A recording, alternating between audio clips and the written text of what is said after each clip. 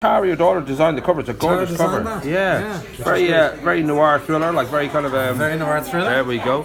Now we should say, I noticed this was up with a different sleeve in January, a kind of an early shot, but it's really now that it's going to go out. May and June is the real proper release. It's like everything, Paul. It was to do with marketing, right, and the appeal of a cover. And we put up that sort of generic sort of cover. Yeah. And it didn't really catch anyone's attention. I did a little bit of research, and people said, "Yeah, it's okay." Right. But we went back to basics, and we said, by the way, it wasn't okay. It was crap. It was crap. Yeah, it was crap. Okay. Yeah, you said that's a technical term. Enough. Yeah. Well, hence we took it down. Right. But it's a learning curve. Sure. And Tara, my daughter's, she's a designer. Right. So, mates rates, families. Boom. And I said to Tara, here's a project, here's a brief, as they call it in the trade. Yeah. And I said, there you go off and do something. So she said, but you got to give me something. So I just gave her the nuts and bolts. I said, bring the reader to the cover, we'll bring her into the book. We'll bring them into the book. So she came back with this, and everyone says it's good, they like it. And I think it does have more, it kind of catches your eye. Yeah, definitely. When you're in a bookshelf. Well done, Tara. Yeah, it's nice. When you're in a bookshop and you're looking around, it's certain. It's one of the big things that a lot of female writers hate is this idea of chick lit, because it's all pinks and purples, Sure, yeah, and then the thrillers tend to be a bit darker and a bit, as you say, noir. They have their more meaty kind of covers. They're allowed that, So, right. Yeah. So we should get into the book itself. 1941. The actual amber rooms, chambers were stolen. They've never been found. It is still a mystery that this beautiful in Russia. The Nazis have gone in, taken all these gold and leaf, beautiful panels. Was it a long gestation? Were you thinking about this for years and years before you? It's so funny how you get an idea. I saw a documentary on the Amber Room. And as you say, it was this panelled room, magnificent, in the Castle Palace, there for 300 years. Right. And the irony was the Germans actually gave it to the Russians, and then they nicked it back in the Second World War. But it was an incredible thing. And it disappeared. It just literally disappeared. And I was fascinated by that because of history. And then I thought, that could make an interesting story. But I didn't want to write, a history book because it's a bit dry. So I said, what if you threaded that into a thriller? Yeah. So set it in Moscow. I mean, I know the World Cup's on now, but I promise I was not planning marketing it. Right. But no, in the sense that, the idea of Moscow, Russia, this investigator who's a bit troubled, you have to have I wanted to have the characters, strong characters, and these murders occur, which seem completely disconnected to this. And then this panel from the Amber Room comes on the art market, and then the whole thing takes off, and it's a roller coaster. Well, boom. So I've been told. I shouldn't say that, but I've been told by people who are very kind to read it so far. And of course, now given that you're part of the Greystones Tidy Towns, you were drawn to the Nazi idea. That sort of side of it too was obviously something that sort of appealed to you. So, funny, can I throw something back to you? You're very interested in film, aren't you? Sure, yes. Well, an agent in London, Darley Anderson, who's read this, one thing he said was, and this is a very interesting point, he said it's very filmic, it's very cinematographic, is that the word? No, cinema, yeah. Because the way nowadays, everything's quick and fast. You can write your book, you can set it out there, but the way you might say to somebody, Jane Austen wrote great books, but I promise you, no, not denigrating Jane Austen, but a lot of people find those sort of books very hard to get through. And I think nowadays... they're very intelligent books. Oh, they are! Well, I mean, as I said, I didn't qualify. I'm not dissing Jane Austen, I wouldn't dream of it. Right. But in the sense of a modern novel, a good read has to be fast, has to move, has to be pacey. Well, the same with movies, and there's always a debate about how much of a I won't call it dumbing down, but when you're appealing to a mass audience, it can get very dangerous, because you can sometimes lose that grit that would make it truly special, and there's a need, to basically to entertain, and that's a good thing. You want somebody to feel that they got a roller coaster ride, they got a good kick. And you make a great point, and I think the key to it is, and I hope I've achieved it, but that's up to readers to decide. I hope what I've achieved is the characters must be interesting. If you wooden characters, you just get, you're flicking the pages. I really don't care if this guy gets blown up or not. I don't care if this girl gets. But if you kind of get the characters to be believable and the readers engaged, that's the trick. And then if the plot moves them along, really like, oh my God, what's going to happen next? What's going to happen next? What's going to happen next? And then I think, this is me, I love reading, it's when you kind of get to the last page, you sort of get to the point where you say, all right, I've got to the end. And when you get to the last page, you go, oh, I didn't see that coming. Right. Bang. That's the key. I think a good premise, actually, thinking of your title and stuff like that. If you a good premise for, I know you've got a series of 3, and we'll talk about that here. But if you had basically a fan of literature, somebody who studied it in college and all that, takes Dan Brown to Russia to an isolated field and shoots him, that'd be a good start for a novel. I think a lot of people would read that. Yeah. I wouldn't mind his numbers. To be fair. You know? It's his words I don't like. The numbers are great, but the words are crap. I love his numbers. You know, we'd be having this interview on my yacht. There you go. That would be good. Yes. Now, it is.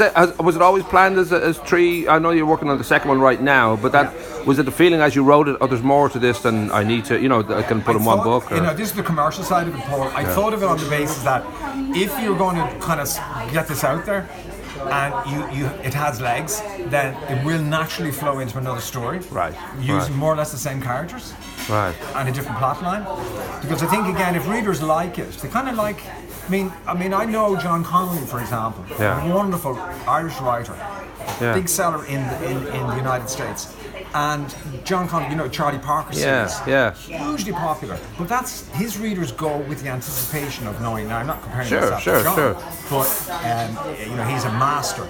But, when you get a Charlie Parker thriller, you kind of know you're in Maine, what's going on, what's going to happen. Yeah. So in my modest way, I thought, well, let's see now, have these guys got more to say, more to do? Sure. And it was kind of weird. I came up, part of the next book is set in Murmansk. Now, that is not the most exotic. Is that a real place, is it? Murmansk? Up below the Arctic Circle. Oh, there you go, right. It's a big city up there. Nice. So it's, I won't spoil anything. Right. I can't tell you anything more about that one.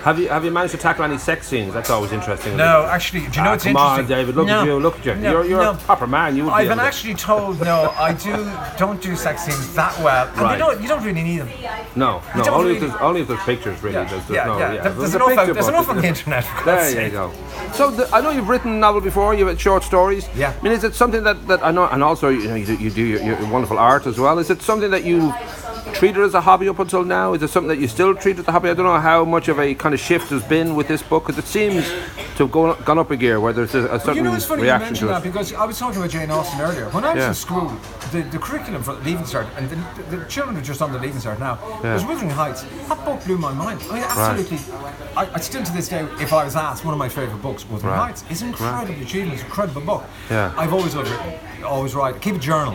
I drive my children mad. Nice. Because when we go on holidays, I keep all the receipts from supermarkets. Can you believe it? Well, you're incredibly tight. You're always trying to claim stuff back. How do you know that? Yeah, I know great tiny towns have argued with you about holiday expenses before. Yeah, expenses in tiny towns. You said you did research. Could you say that again? Expenses in tiny towns. I must mention that. I must bring that up at our next meeting. But you keep a journal, and has that been from teenage years or just in adult? Great. Wow. And again, Tara, I had them all over the place. I'm not very organised. You see my office. Yeah. And Tara, one time when she was off from college, she said, I'm going to get all these journals and put them in order. And we have a bookcase at home at the moment. Nice. They're wonderful. They're like little time capsules. Of course, yeah. And they're not that interesting today. Like, I'll write down, I'm at, Paul. Sure, yeah. But in a few years' time... But that'll be capital letters, of course, because it's very important. Yeah. And red, too. Maybe green. I don't know if you've got green pens. That'll be green. But I think they're wonderful, because it's when you delve back and you open up, say, for example, I was talking to a friend of mine recently, and an entry from 1996, and we were down in Britain on the beach, and I said to John, have you read about this internet that we'll all be able to get on to? Right. I swear to God. Yeah. 1996. Yeah. Wow. And like we did a charity cycle, just on that same point, in 1991, we did Missing to Malin, John and myself. Right. And we were hooking in with Pat Kenny on RTE at the time. He was right. We had to go to public phones. Wow. Press there you go. A, Paul. You're old enough That's to remember it. I remember all that. Damn Press right. Press A and see if you get... Actually, there was a great time. That public phone over there somewhere. I got it. I remember who it was. I won't say who it was, but he worked out a way that he had a phone and he got the wires basically exposed on that public phone, and he was able to clip into the actual phone line and just make calls forever until there seemed to be a Garda car parked near it quite a lot, so he gave up calling his mates in Australia and all that. But I'll put his picture up and people can know who he is, and we'll all. So in regard to the timetable for the next two, would you have would you set yourself, well, I want to do this every year? I don't know whether that's too ambitious with a novel, I would or have this second one done this year. Right. Because a lot of it is getting it down, but then the editing is terribly important. Of course, yeah.